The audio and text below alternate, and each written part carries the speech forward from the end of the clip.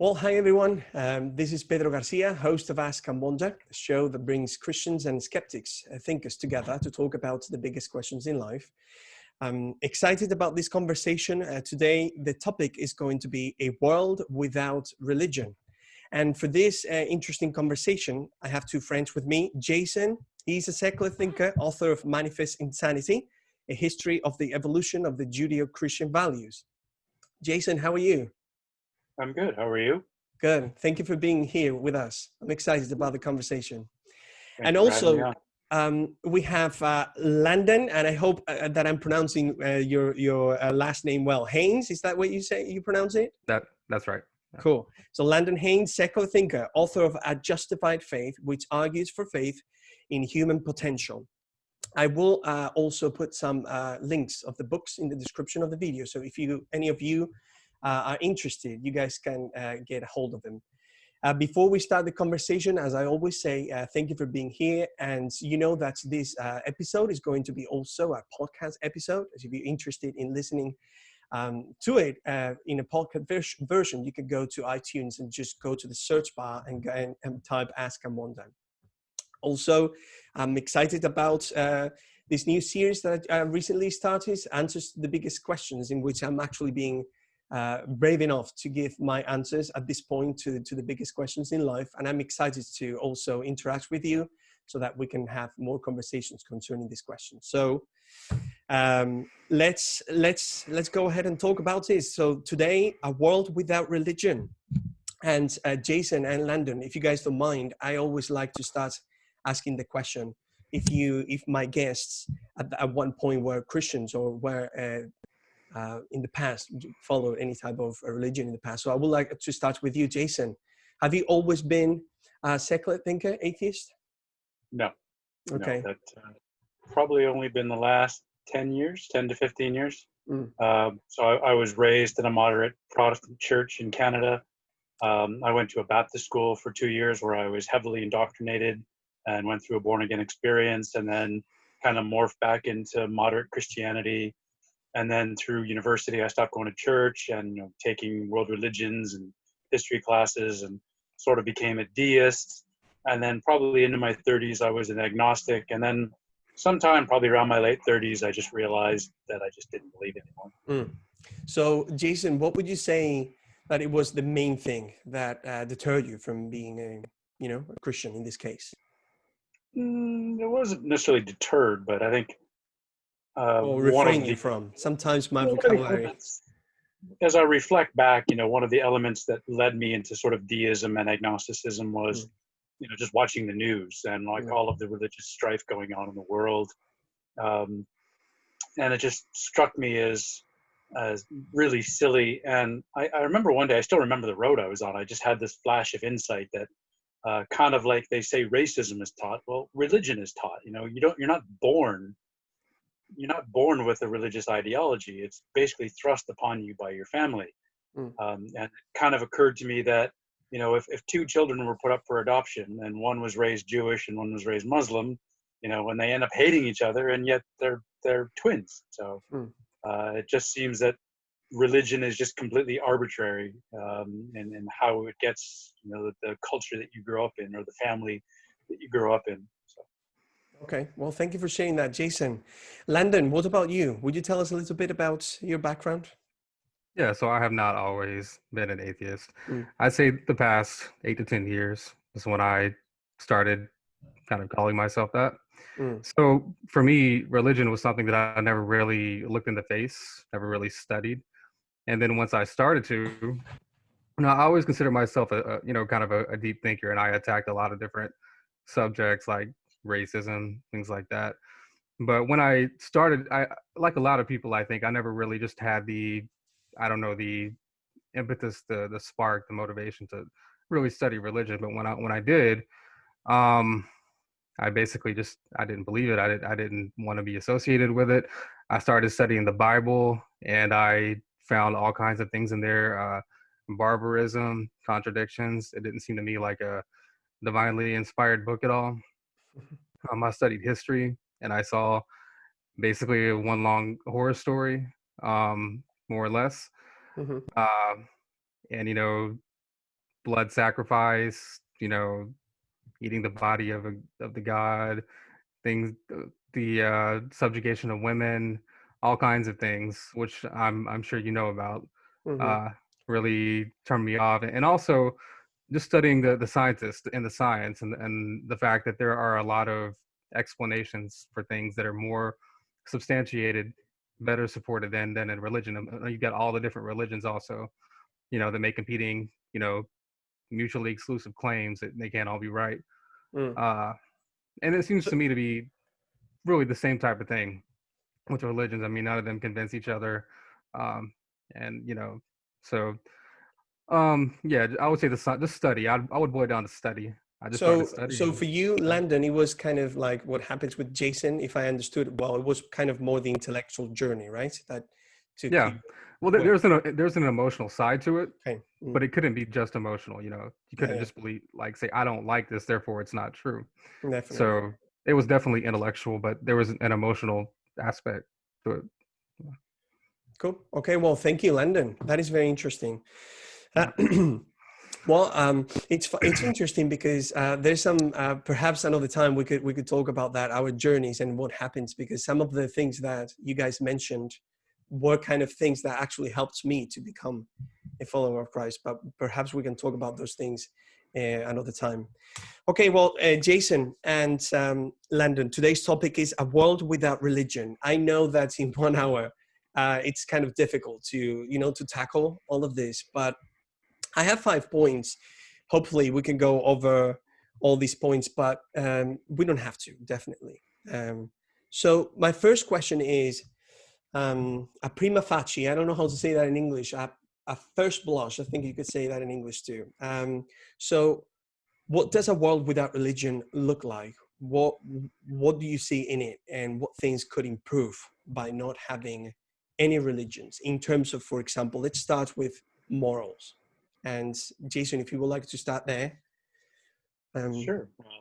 Well, the whole concept that morality is grounded in religion is false has been proven over and over again by philosophers and historians. So let's not even go into that. I would think a lot of the trouble that goes on in the world would disappear. The sort of this us versus them, because I'm in a different religious tribe than you, would go away. Specifically in the U.S., where you've got problems with the educational system, with the creationists in the classroom who are trying to hijack school boards, issues around homosexual rights, or the whole LGBTQ rights. If I got that acronym correct. Women's rights in general. Like some of the biggest opposers to the Equal Rights Amendment in the U.S. were actually Christian women. So I think in a secular world grounded in humanism, I think a lot of the trouble that is caused by religion would just disappear. We would just. And so, what I would like to ask you a question about that, because you said that the facts. Oh, sorry, the idea that morals could have come from, a being or God. It has been thoroughly demonstrated. Would you tell us a little bit about how you think it has demonstrated? Sure. Well, we're social animals, right? We climb down from the trees.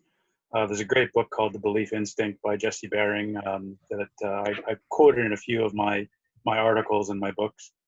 And he talks about how social animals, when you're living in a tribe in the savannah in Africa, and sort of tribal cohesion is important, right? If you misbehave and you're exiled from the tribe, you have a very low chance of surviving on your own and passing on your DNA. So from the perspective of evolutionary psychology, it's actually beneficial to humanity to have a moral basis where to get along and to cooperate. It's evolutionary advantageous to actually cooperate as a group. Steven Pinker mentions in Enlightenment Now that sympathy is hardwired into our DNA, and that helps us to cooperate as a species. So the very fact that the modern religions we have today are all products of the agricultural revolution. And so it's all very much grounded in, once again, this need to cooperate. You see, like in the Old Testament, the sort of the sacrifices. There's the talks about it. Leaving your ground fallow and you don't plant certain things. So a lot of it is based on has its roots in agricultural. Praying for rain in pagan cultures. Mm.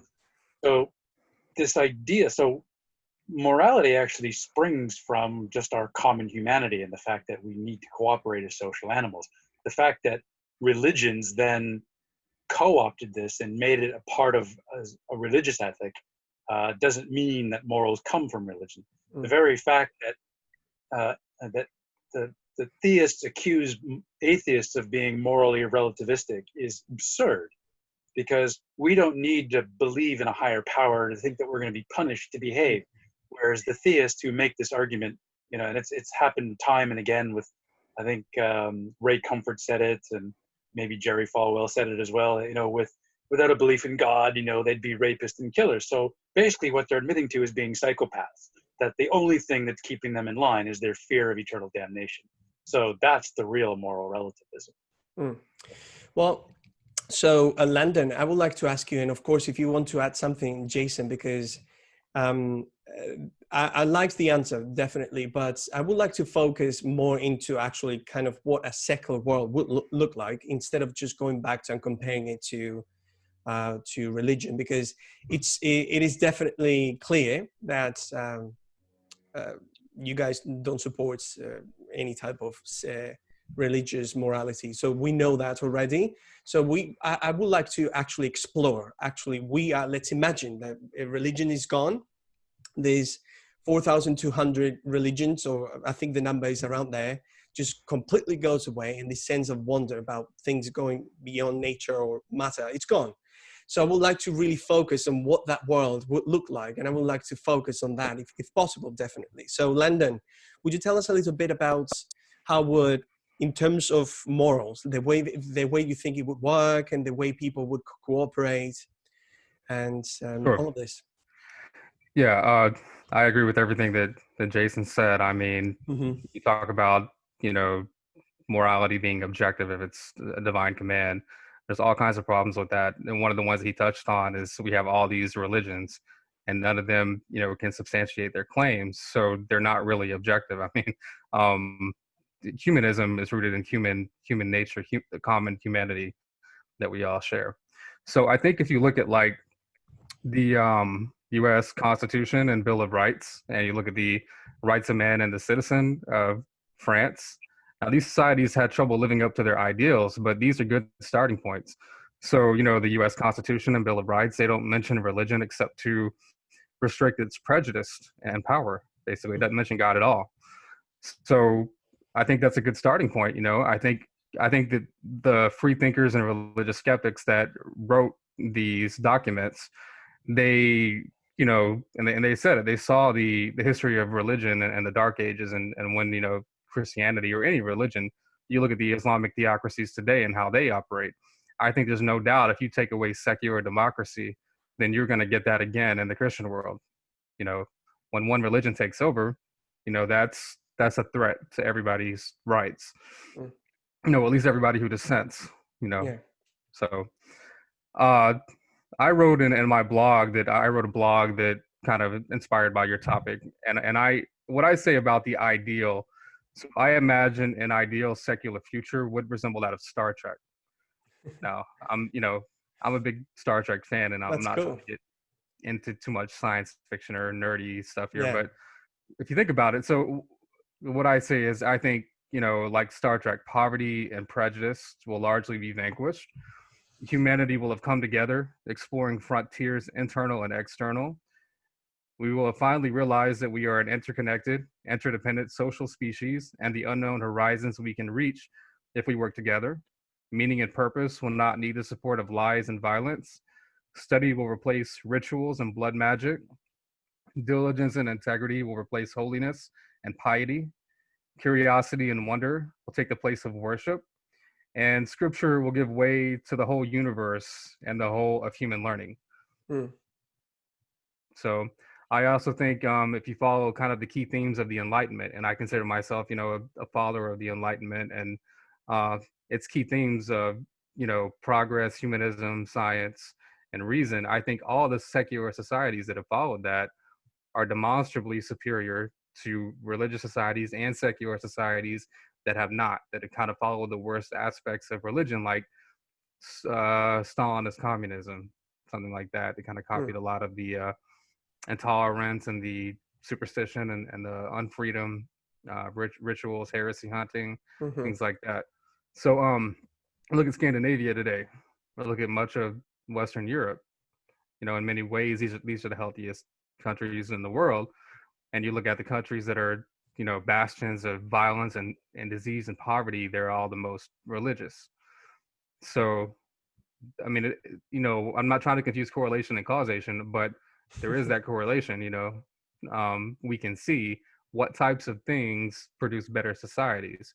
When a government takes care of its citizens and provides a path of flourishing in this life, and they don't keep teaching them that it's all about the next life, and this world is fallen, and you're a broken, puppet of a master, and somebody else's plan, and they provide that pathway to flourishing here in this world.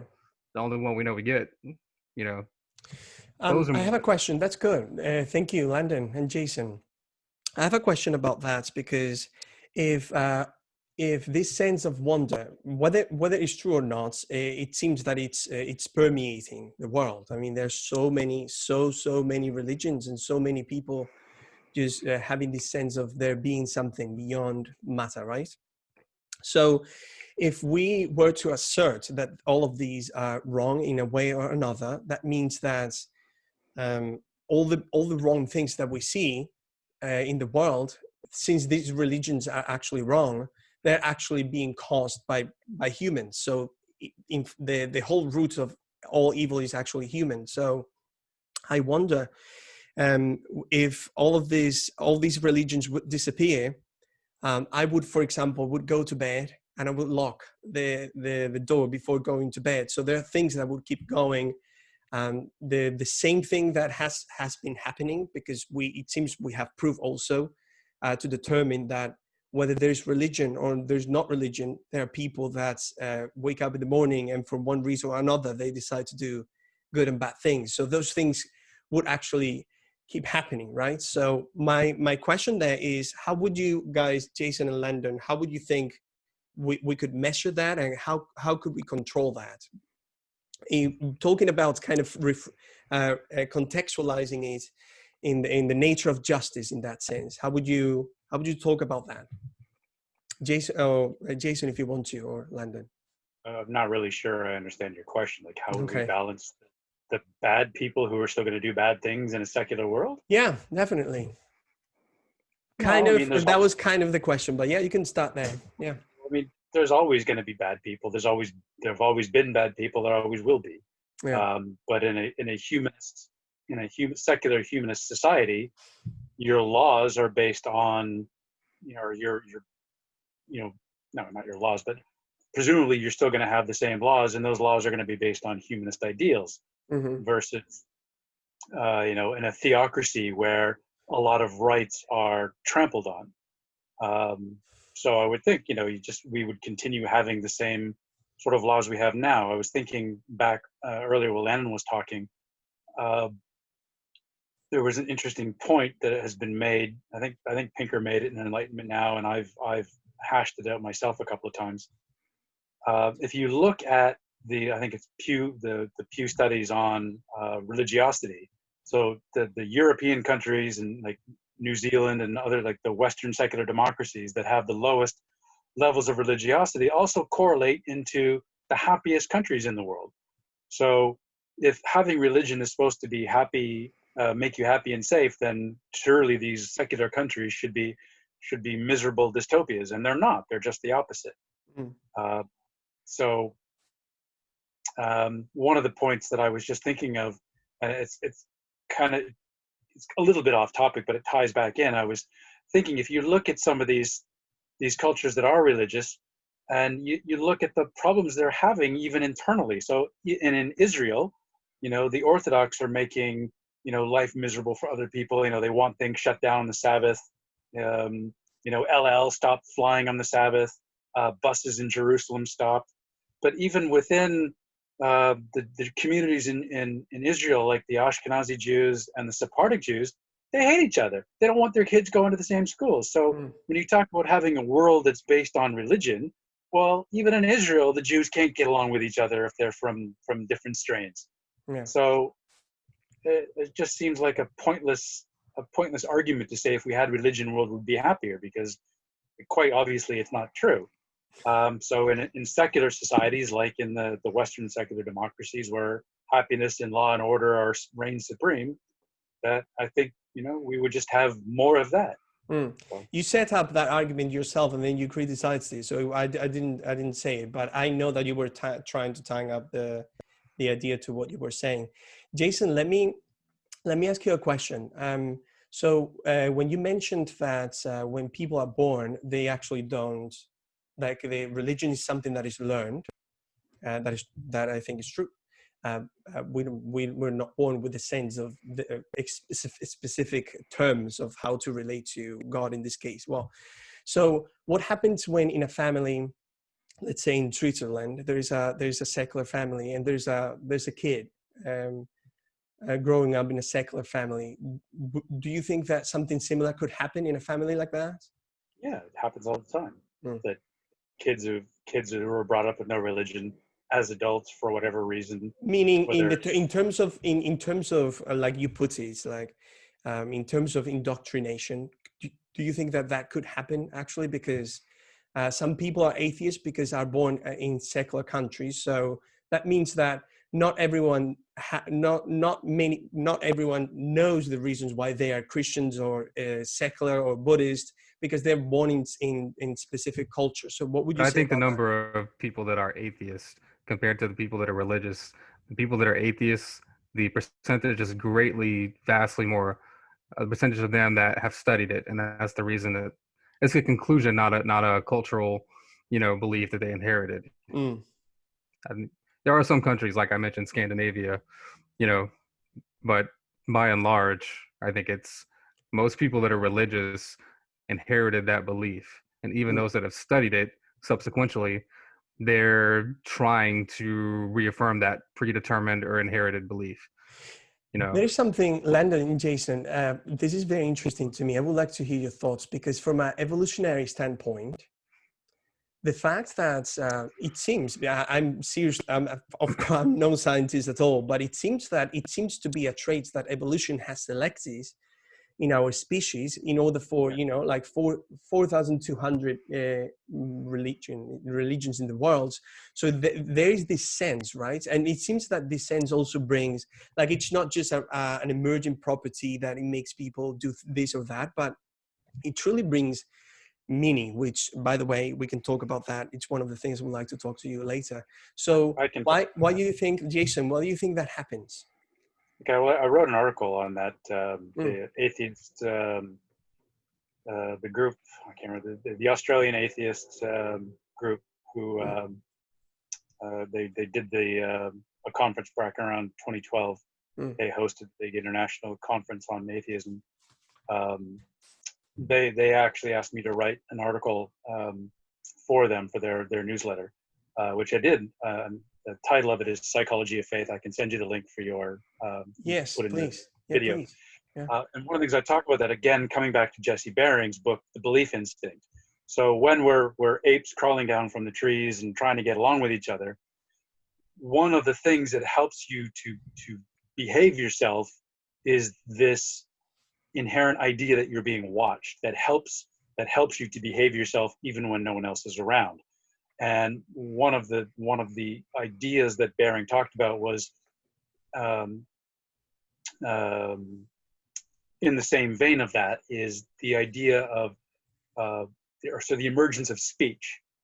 So that you and I are off, hunting together, and the idea that I believe I'm being watched is going to help me to be good. Well, when language arises, if you see me doing something naughty, you're going to go back and report me to the tribe. So there's even more of an incentive for me to behave myself, because if you go back and talk to me or tell everybody, then I'm going to have to kill you to shut you up, right? You know, it's like, you know, I could tell you, but then I'd have to kill you, sort of thing.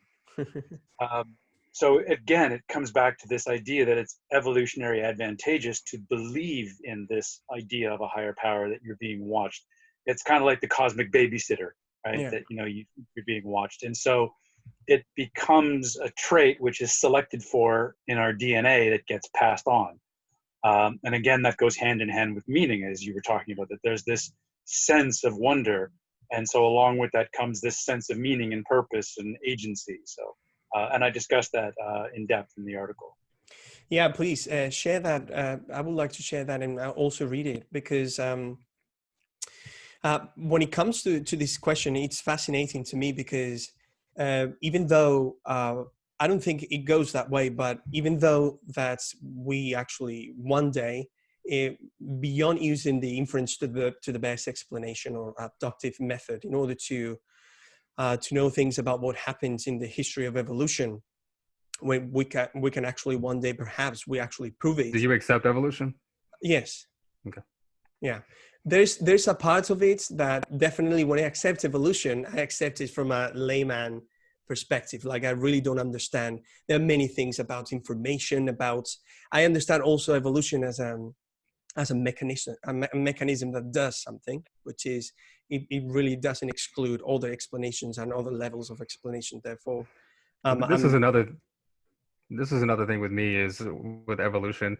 It seems to me that science really shows us that everything is pretty much evolutionary. You know, it's bottom up, not top down. Mm-hmm. You know, and it doesn't require any type of divine, more complex thing. I know, we but don't need a more complex thing. And when people compare things in like that people build or make, you know, with nature, I think it's a fallacy. I think that they're not the same thing. I know, but in order to have evolution, Landon, you have to have life, and evolution doesn't have life. You need to have life before. And life is made of atoms, which are lifeless. That makes it even more difficult, because how from lifeless matter could emerge conscious, able to actually understand. And I'm sure you know, there are many plausible scientific theories. Yeah, but scientific theories are good. But even when it comes to science, when we get to explain something and we describe it objectively, we still don't know what it is, because again, it comes to the levels of explanation. Like, if we actually one day, even let's say that this theory of the primordial flob, I don't know how to say it in English, that matter, right? Yeah, and life emerged from all natural resources. This could happen perfectly, and for me it wouldn't be any problem, because in order to have a theory, you actually have to have meaning, you have to have speech, you have to have that primordial flow, you have to have an universe that is running, you have to have those laws working in certain ways in order for that to happen. And in order for that to be understood, you have to have brain, with the capacity of understanding meaning. So again, evolution doesn't pose any problems to me at all. Well, if it's a problem for their expecting that there should be meaning, and you're making the mistake that there should be meaning, and that's what a lot of theists do. That there must be meaning in the universe. Well, one of the most freeing concepts I've ever come across is the Buddhist concept of sunyata, that life is empty and meaningless. That is just tremendously freeing. But then you're looking for meaning, there is none. Like, why should there be meaning in the universe? But you're writing books, Jason.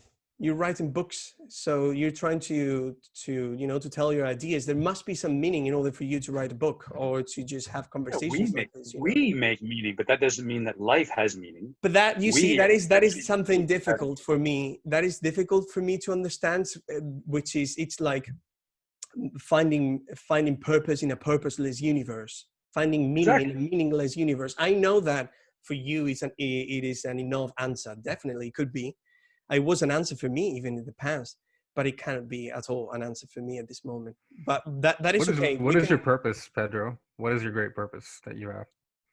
Well, that is a good question. I don't know, Landon. I don't know if I'll be fair. Briefly. I'll just answer the question. Yeah. And then we move to the secular world. Yeah. Well, again, it's a difficult question because it's a multi-layered question. First of all, I come to the world, I don't know why I'm here at all. And I don't know why things are the way they are. I don't know why things are supposed to be working the way they're supposed to be Is working. why the right question? What? You can ask why and it'd simply be a how. Well, You know what I mean? that is, again, if you ask the how question, once you explain it, Are you again, presupposing something there, kind of that there is a why? well, I believe that there's a why. If there's a presupposition, that would mean that I've just kind of had an idea, but I believe that there's a why, and it's not actually a very expanded or ambivalent why. It's a very precise why. So definitely, at this moment in my life, there's definitely a why. But just answering your question, Landon, when I think about my purpose, meaning it is just very difficult. Be open for an answer that is not going to be empirically proven. Like, for example, this explanation from evolutionary psychology, which is when it comes to the world. And I thought you guys went through these questions as well. Like, there's so many things. There's so many things in the world and in the universe that we claim to understand, and we actually don't. And not only in the universe, I'll actually understand about things that happen in my heart, that happen in my life, the way I relate to others, the way I relate to my family in Spain, the way I relate to my wife, my friends. There's so many things, and I really don't have a reason. I really cannot find a reason why things should be the way they are in all scales, from a purely secular perspective. So that's why I actually open my eyes to, sorry, I wouldn't say actually that way. I open my mind to different answers beyond matter. That's a fair way to put it. And the why, yeah, I need to give you the answer, Landon, because you asked me. My wife is Jesus Christ. So you know what happens with Jesus Christ. I know that you don't believe in him. I know that But what is your purpose? What is the purposeful? What is the goal that you're getting towards? Oh, to spend eternity with God in eternal bliss, man. Mm-hmm. And see, that's something that for me is completely purposeless. Okay, cool. To go serve a master and serve something forever does not, to me, is like meaningless. There's no possibility of change. Mm-hmm. And you have the big problem in Christianity and other Abrahamic religions of the fact that you're serving a master forever who has loved ones and good people and flames forever. And that makes me think, are you an automaton? How can you find bliss if your wife is in hell forever? There's all kinds of problems, and maybe you don't want to get into all of them. Not today, but I would love to talk about that, because the doctrine of hell is one of the easiest things I've found in the Christian worldview. Well, to me, you're talking about a secular world. Hell is one of the biggest problems to making a better world, because it's anathema to unity and human unity and progress. It's always going to be a generator of hate and division. I mean, it's completely, it's against our ideas of our enlightened ideas of punishment fitting the crime, or proportionality, fairness. Yeah, it's a big problem for a better world, which is kind of the subject of this discussion. So yeah, definitely. When worshiping, I've done 2 presentations on heaven, hell, and the afterlife, and where these doctrines emerged, including one was a debate with a Baptist pastor. So I'd be happy to join that conversation as well, because I can speak very intelligently on that topic. That would be interesting, because again, it was hard for me at the beginning, but then at one point it became, in a way, not the whole thing, in a way, because it became very easy for me to understand it. But can I say very quickly, you were talking about the difficulty of having life from non-life. Well, I mean, how is that not a problem for God? It seems to me every problem or question you want to pose about the universe, you can say about God, and you're kind of just shifting the foundation, I guess. So where did God come from? Who or what made God? How does that light that's infinitely more complex than a single-celled microorganism, or the first organic molecule? How is that not a enormously exponentially bigger problem? And you know, of course, we know of no mind without a physical substrate, without a brain. Um, you know, and we know our brain is very tied to our biology. You know, many people say it just is biology. It's our neurons firing. You know, because we can test. You know, if you're tired and you haven't had a cup of coffee, your consciousness is altered. If you have part of your brain that's damaged, corresponding to a certain function, then, you know, whether it be memory or facial recognition, then that's damaged or gone. You know, you're not the same person. So, you know, these are. I know what that's a good question. I mean, what you were mentioning now, that consciousness could be a property that emerges from only natural mechanisms. That would be okay with me if that is so. I at this moment, I don't think that is quite it. But if it were like that, it would be very interesting to. Well, everything Let that me we finish, understand. Landon. Let me finish, Landon, because you posed a very interesting question, man. So yeah, like if it were an emerging property of the brain, it would be the same as fantastic as it would be if it were just coming from beyond space and time and matter, you know, because the fact that nature seems to be wanting to understand itself, again, it wouldn't stop being interesting. But with the question of who created God and all of these, those are incredibly fair questions. The way it is presented in the Bible is that we're not worshiping a God that is created, so it's eternal. You would say, well, that is not a sufficient explanation. It'd be But the when it same comes, thing for with the example, universe. yeah. So when it comes to, for example, the universe, when you that we have many models in order to describe what could have happened at the beginning of the universe. So again, if we were to describe that, that wouldn't be an enough an explanation to actually know what truly happened, because we're actually only describing. So the science is beautifully limited, and we need to, for my perspective, we need to be open to different levels of explanations there. So, but that is truly a fair question about God. Well, Yeah. unlike religion, science has actually uncovered facts about the universe, and it's substantiated its claims. Mm. I see religion going in circles for millennia and never, you know, it never proves any of its claims. You know, it never uncovers anything about the universe.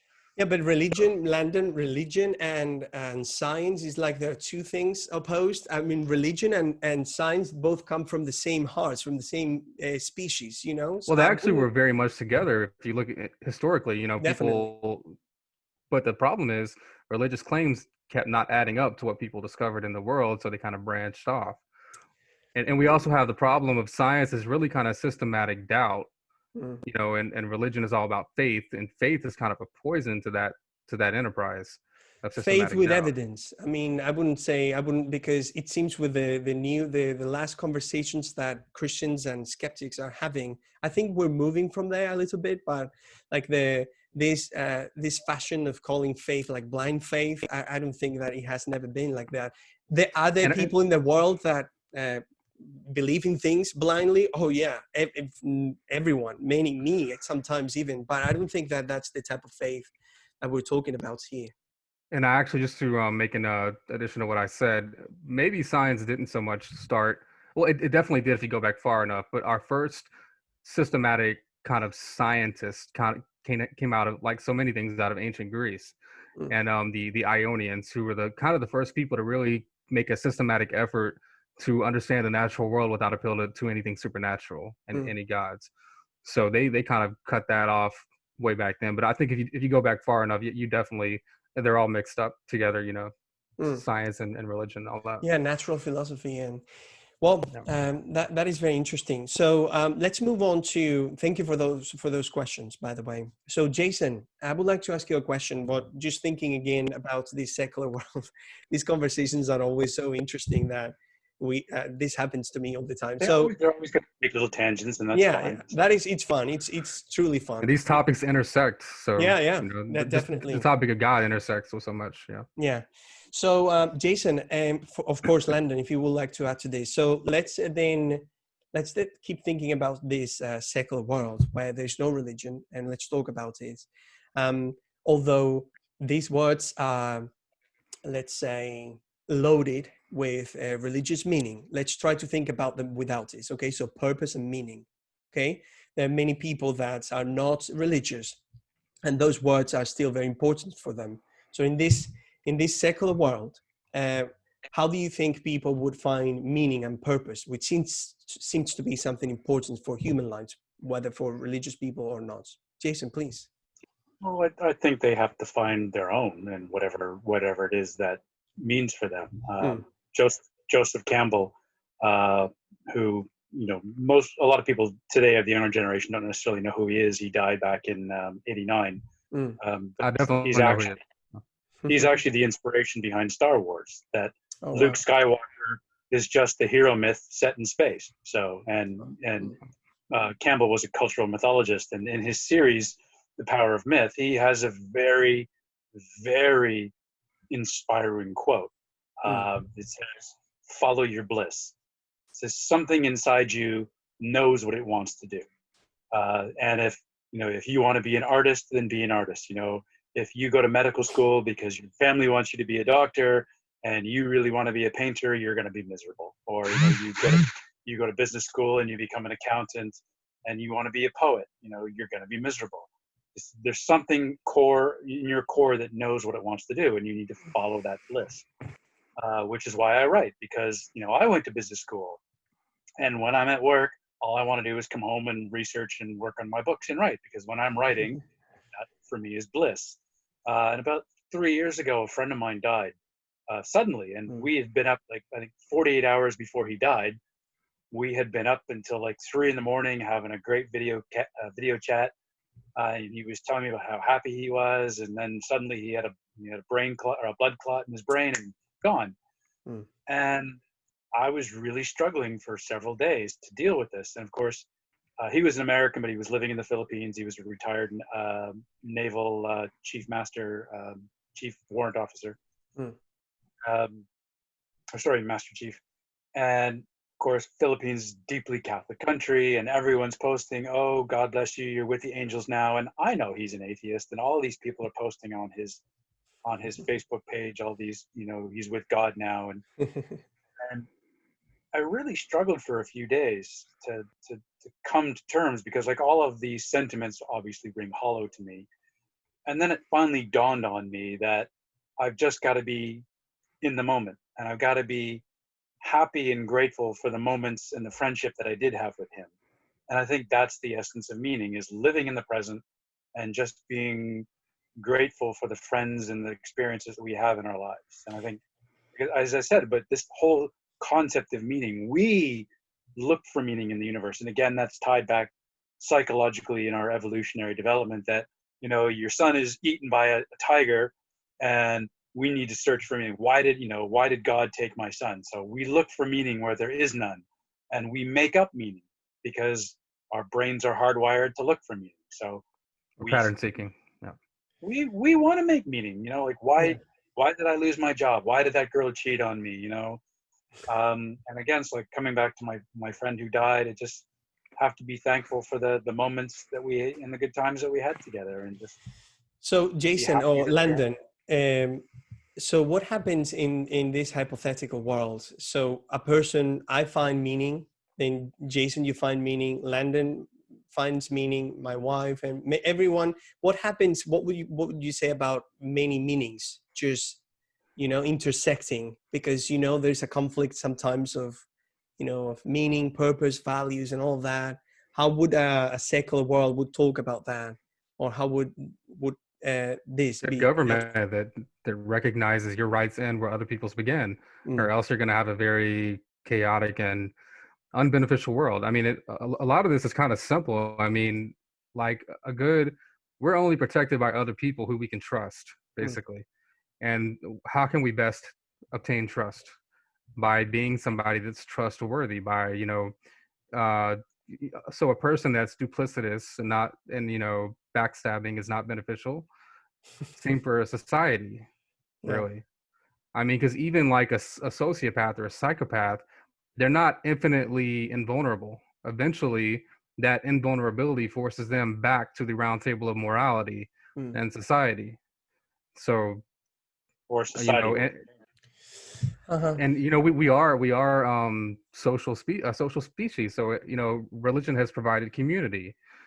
Religion does have beneficial elements in it, and it does have valid insights, but they are awash, in ignorance and false diagnoses and tribalism, because it's a product of the infancy of our species. Mm.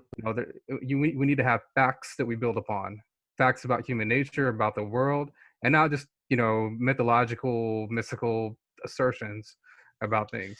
So we need to find a common foundation. What can that be but our common humanity? That we all prefer to be happy rather than suicidally depressed. We all want to be healthy and not sick, by and large. And there are always exceptions, but even those exceptions kind of prove the rule.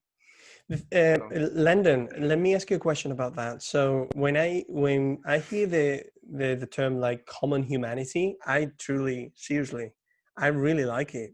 I really do. But then when I think about it, because as of now, if we take it that all religions are wrong, I mean, it's not true. They're just myths, and it's all rooted in. Again, they do have valid insights and beneficial elements. Oh, definitely, yeah. So, but if we take it, that means that all the problems that we see in the world, ultimately, because religion is not a concept that is floating in the air, that is non-relating to human beings. It seems that it emerges from humanity, right? So ultimately, if we push it one step back, the problem is humanity, right? So my question for you also, Jason, when it comes to this sharing our, how did you say it, Landon? Our humanity, yes. Sharing our humanity. Could you guys express or extend a little bit more on that? Because I want to be happy, and I don't want to have any diseases and all this. I agree, definitely. But you guys know, I'm sure that you guys know that when it comes to happiness, we find many ways in the world that and that's okay. Yeah. As long as we don't infringe on the rights of others. And I've heard people say, where do our rights come from if they don't come from a God? Well, Albert Einstein has a quote, that human rights are not written in the stars. All they are is a product of intelligent people observing history, observing our nature as a social species. We have to live together. We need other people. We're interdependent and interconnected. So, we have to make laws that take these facts into consideration. So, you can have your religion, I can have mine, or lack of religion, and but we have to have a foundation to build up, and that's what we have in our governments, more or less. In the Western world, that are products of the Enlightenment. We have laws that have that foundation of our common humanity as the base, as the foundation. I have rights, you have rights, but they have limits necessarily in a society. You can't go kill people. Some of these things are, you can find them in any culture. Don't kill people. There are reasons for this stuff too, logical reasons, not just, so like if a parent tells a kid, don't do this, and the kid asks, why? And the parent says, because I said so. It's not a good answer, and it's not a good foundation. And you can see the analogy to God here. Just because, authority, obedience, you want to have a reason, and there are good reasons. And if a God, exists and did have divine commands, does he have good reasons for the commands? Well, if he does, we don't need that God to underwrite them. Yeah. So, well, it is an interesting analogy, but I would say it's a bit of a faulty one, because I don't think my father in Spain created the universe and the laws of mathematics. So that's like the analogy. Even if he's the ultimate father and he's ordering you to do things that are clearly, awful, like which the biblical God does, I don't think you should follow it. Whether it's, whatever scale you want to put that father. Yeah, inside outside narrative again about the Bible, which again I would be interested in talking. By the way, I'll just put it here in front of you so that if you guys would like to explore kind of just specifically the Bible one day, I would be more than happy, and to be completely scrutinized. We can call the show grilling Pedro, or grilling a Christian if you guys want to, because I would love to do that. Jason, so what do you mean? What do you think about this concept of sharing humanity? Landon has explained this. from his perspective. What would you say about that? Well, I think tying it back to your topic of what would a secular world look like, Yeah. and your question of where do people find happiness and meaning, and Landon touched on it with infringement. So in a secular world, as long as your happiness and meaning doesn't infringe on somebody else, you would be free to do whatever makes you happy and provides you with that meaning. But if your happiness and meaning means you're going to infringe on the rights of homosexuals to be happy and live meaningful lives, then your right stops. So you would be free in a secular world to follow your own happiness. And you said you like the term common humanity, and I've actually, if I can right now, I've got the quote on my screen from Steven Pinker's Enlightenment Now that uses that. It says, "The ideal of human flourishing, that it's good for people to lead long, healthy, happy, rich, and stimulating lives, is just such a principle, since it's based on nothing more and nothing less than our common humanity. History confirms when diverse cultures have to find common ground, they converge towards humanism." Yeah, I think Pinker points out the 1948 Declaration of Human Rights, that all these nations got together and did after World War II because they didn't want a repeat of that. And, it hadn't, obviously it could not start with an invocation to Jesus or Muhammad or anything else. What could it do? How could it unite all these people? Obviously our common humanity, and if you read that declaration. Landon and Jason, let me ask you another question. I know it could be kind of a long one, so we have only a few minutes, but I'm interested in hearing this from you, about this from you. Do you think that the secular values we talk about today would have been the same if, let's say, Christianity wouldn't have existed? Sorry, are you making the case that Western ethics are based on Judeo-Christian ethics? No, you're making that case. Okay, no, I'm just asking if that's what you're implying. No, I'm not. I'm truly not. So, because when I read about secular values, they're so close. Like it's so incredibly close to what Can I challenge you on that, because I have written a lot about this. Well, but so again, let me rephrase the question, because I really didn't mean to ask the question to go, oh, wow, see, because secular values are an offshoot of Christianity. I really don't. I really want to explore really from a neutral perspective, without the existence in the Western world of Christianity. I know it's kind of a very open big. It would require whole book or whole shows, but just as an idea that you could get, you think that our secular values would be different from what they are today? And I'm not asking this. Yeah, I understand what you're getting at. Yeah. So, if you place some people on an island on another planet or something, I don't know, whatever thing, metaphor, situation you want to imagine, and you ask yourself, what would they come up with the same science and the same religions or any religion? Obviously the scientific part's gonna, sooner or later, it's gonna be pretty similar, because they're gonna find out the patterns in nature that repeat and that are testable. Science is gonna be the same sooner or later. Religions are gonna be completely different, right? So we have that. We also have that probably they have to be humans or something very similar to humans that are social animals. But I think that those that they would also hit upon sooner or later those commonality, what's beneficial, logically, based on the fact that we have innate empathy, that we're interconnected, kind of like the science. They're probably gonna, maybe not in the same time frame or in the exact same way, or the same path.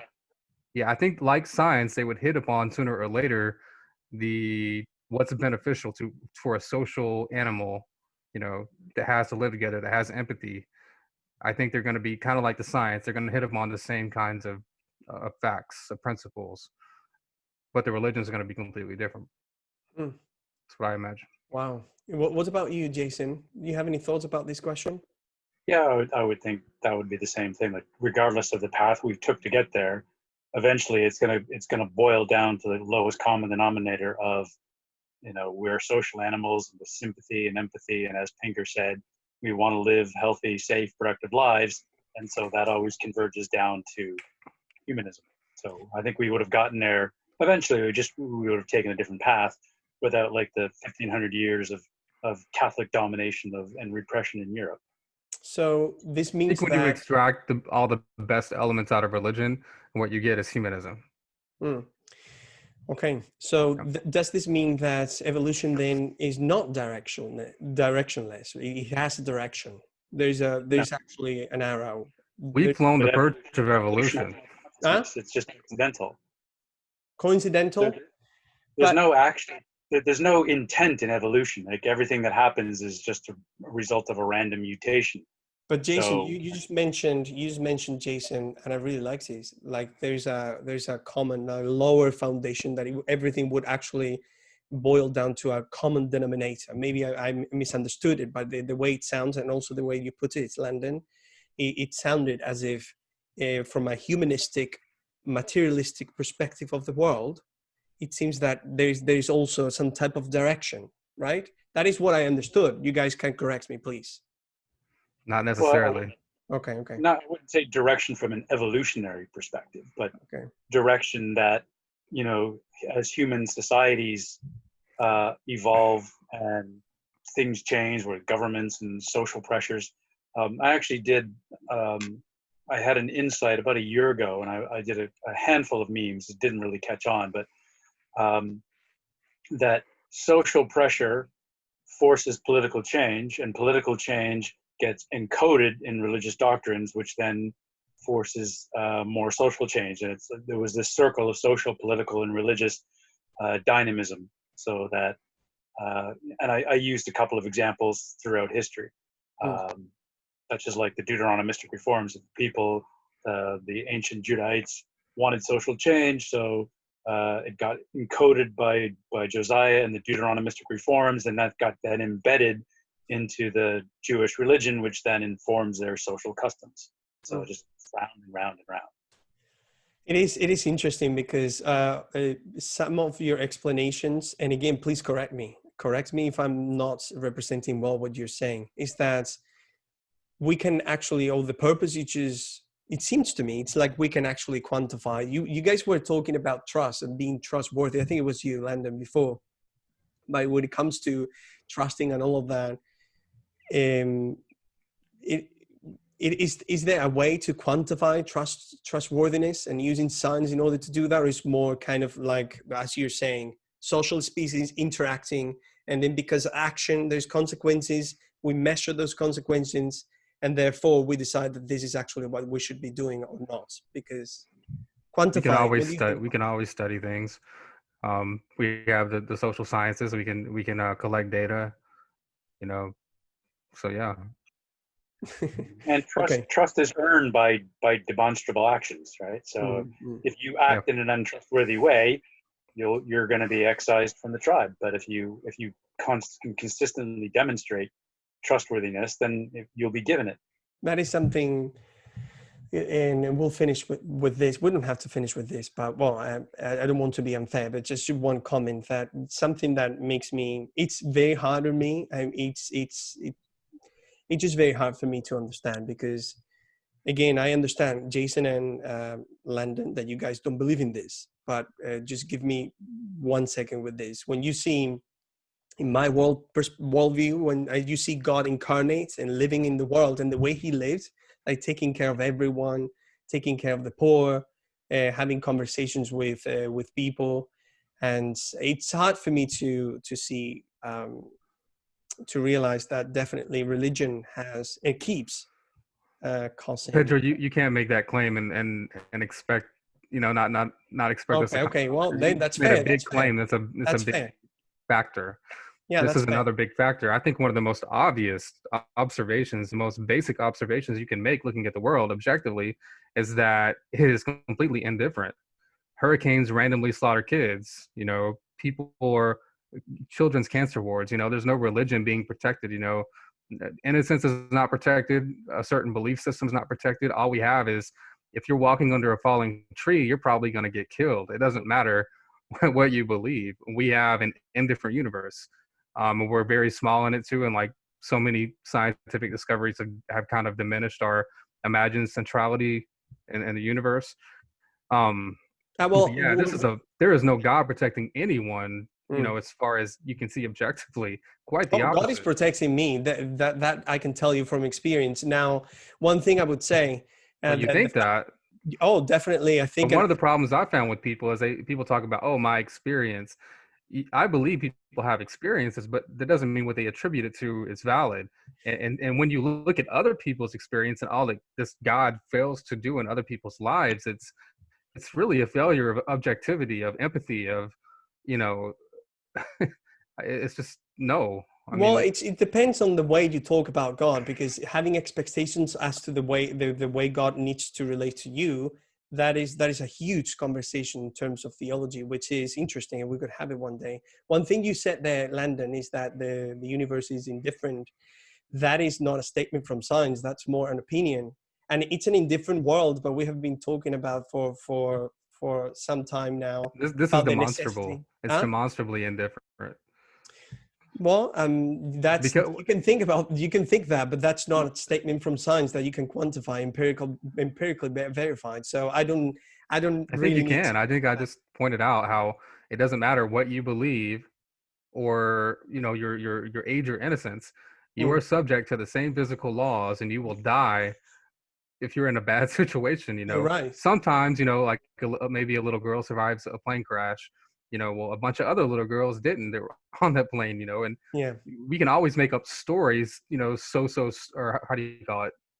Stories that will fit the data, but doesn't mean that they're accurate. Like, for example, the ancient Greeks had the story of Demeter and Persephone to explain the seasons, right? hmm, And they explained them well enough because, you know, Persephone went to the underworld for a certain time of year because Hades abducted her, and Demeter, her mother, was sad, and so we had winter, right? mm-hmm. But if the Greeks that went down to Australia, they would have seen like it's a different, you know, with different climate at the same time. Yeah, So we can make up all kinds of stories to fit the data, but it doesn't. They have to be, for a good theory, has to be very specific, and all its details have to be relevant. yeah, Like the scientific reason for the seasons is axial tilt, right?